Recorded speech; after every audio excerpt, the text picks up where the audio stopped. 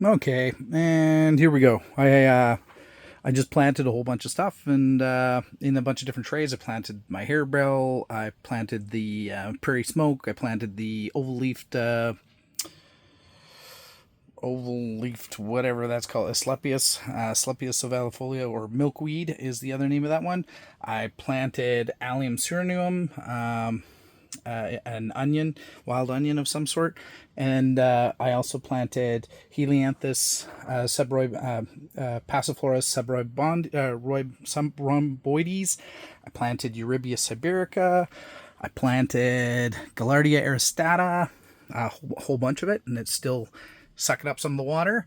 And I planted a whole bunch of other stuff as well, a wide range of things. And this is kind of trying to get it to all start at the same time, which reduces some workload. But I also, of course, am missing one dome to make it work. But I chose species that I thought would do fine without the dome, that don't need the humidity initially when it starts.